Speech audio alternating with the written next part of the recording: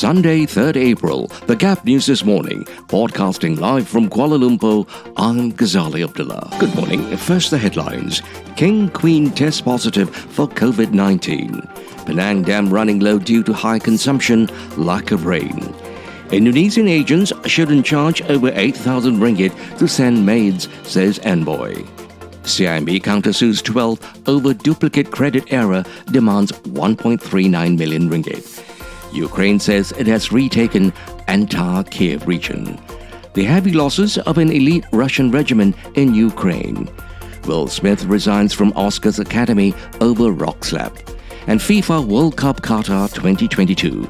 England could face Scotland or Wales in group stage. And now the news in full. The Yang di-Pertuan Agong Sultan Abdullah Sultan Ahmad Shah and Raja Pemaisri Agong Tunku Aziza Aminah Maimunah Iskandaria have tested positive for COVID-19 and are undergoing self-quarantine. In a statement, Istana Negara said the King and Queen were experiencing mild symptoms from the infection, but are doing well and in good spirits. The lack of rain and high consumption of water has led to one of Penang's key dams running low, the state's water company revealed Saturday. The Penang Water Supply Corporation, PBAPP, said the Air Hitam Dam is only 38.5% full, down from the 85% level it was in January. It said the dam supplies water to 8,000 households and commercial premises in the Air Hitam area, but expects no water cuts or rationing for now. PBAPP Chief Executive Officer Jasina Maidinsa said that while the two other dams on the island were at sufficient levels, Penang Knights should still use water wisely and sparingly. Indonesian maid recruitment agencies should only charge about 8,000 ringgit at the most to send domestic helpers to Malaysia, said its ambassador Hermono. Referring to a report in Free Malaysia Today Friday, which said the agents in Jakarta used to ask between 10,000 to 12,000 ringgit in the past, he said this was too high based on his calculation. This is a business deal. I have calculated and found that it should be much less than that. It should be between 7,000 to 8,000 ringgit only, he told Free Malaysia Today when contacted. Hermono gave an assurance that he will speak with the National Board for the Placement and Protection of Indonesian Overseas Workers in Jakarta about the costs, as they are the official body that deals with the agents who send workers abroad. CIMB has countersued 12 parties suing the bank over what it described as unjust enrichment, stemming from a processing error that left their accounts frozen and in debt. In a court filing on March 30th, the bank also asked for an order for all 12 to repay the 1.39 million ringgit wrongly credited into the accounts plus interest. In February, CIMB claimed a processing error by a remittance service led to fund transfers made to customers being wrongly credited twice. The bank earmarked affected accounts to recover the duplicate sums, which led to accounts being frozen. Then, on February 28, 12 affected account holders filed a suit against the bank for the error, as they felt it was the bank's fault, not the customers. In a statement of defense cited by Free Malaysia Today, CIMB said it had not violated any contract with its account holders, as they were free to debit or put on hold any account as they wish, as it was part of the terms and conditions agreed to by the bank users. CIMB said as a result of the duplicate credits, the account holders had been unjustly enriched at the bank's expense. The bank said the 12 suing parties did not alert them when additional duplicate funds were transferred into their accounts.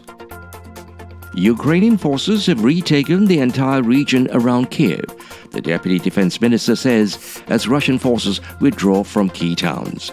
Russian troops have abandoned Hostomel Airport near the capital, leaving behind the wreckage of the world's largest aircraft. But as Moscow's forces retreat, evidence of civilian killings is mounting. Reporters in the town of Bucha, just outside Kiev, have found at least 20 bodies strewn in the streets. The BBC has separately confirmed the killing of at least 2 civilians on a highway leading to the capital.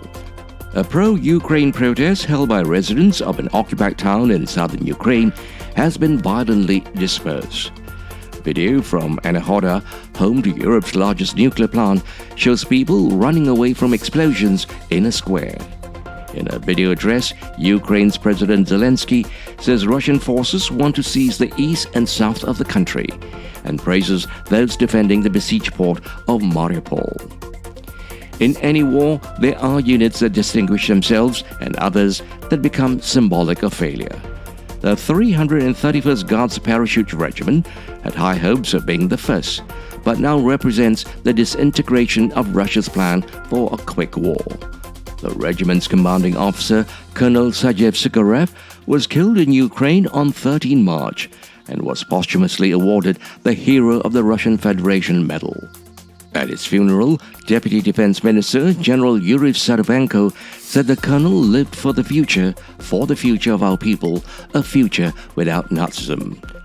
Casualties among Russian forces are not widely reported in Russia itself, but using open-source material, the BBC has pieced together the story of their advance and found that at least 39 other members of the elite 331st Regiment have died. Will Smith resigned from the body that awards the Oscars on Friday, 5 days after he assaulted comedian Chris Rock during a live global broadcast. The actor said his actions, which overshadowed Hollywood's glitziest night of the year, were shocking, painful, and inexcusable. The list of those I've hurt is long and includes Chris, his family, many of my dear friends and loved ones, all those in attendance, and global audiences at home, Smith said. I betrayed the trust of the Academy. I deprived other nominees and winners of their opportunity to celebrate and be celebrated for their extraordinary work. I'm heartbroken. Attendees at the Dolby Theatre watched open-mouthed as Smith mounted the stage and slapped Rock across the face after the comic made a joke about his wife's closely cropped head. Jada Pinkett Smith has alopecia, a condition that causes hair to fall out. He returned to his seat and shouted obscenities at Rock, who has been widely praised for keeping a cool head and getting things back on track. Half an hour after the astonishing attack, Smith was awarded the Best Actor Oscar for his role in sports biopic King Richard. And now for some sports news. England could face Scotland or Wales at the FIFA World Cup Qatar 2022 after the draw for the tournament's finals was made on Friday. One of Wales, Scotland, or Ukraine will go into Group B after the remaining European playoff path is completed. Iran and the United States have also been drawn in England's group. The World Cup takes place between 21st November and 18 December in Qatar, with Senegal playing the Netherlands in the tournament's opening game. England's first fixture, taking place on the same day, sees them take on Iran. The two sides have never met in a senior men's competitive international. The game will take place 8 days after the Premier League begins a 6-week break. To end the bulletin, here are the headlines again. King/Queen test positive for COVID-19. Penang Dam running low due to high consumption, lack of rain. Indonesian agents shouldn't charge over 8,000 ringgit to send maids, says envoy. CIMB countersues 12 over duplicate credit error, demands 1.39 million ringgit. Ukraine says it has retaken entire Kiev region. The heavy losses of an elite Russian regiment in Ukraine. Will Smith resigns from Oscars Academy over rock slap. And FIFA World Cup Qatar 2022. England could face Scotland or Wales in group stage. This has been the Gap News this morning, Sunday, 3rd April, with reports from Malaysia Today, The Vibes and the BBC World Service. The Gap News is also available on the internet news portal Melaka Hari Ini. We hope you found the bulletin informative. We certainly welcome hearing from you.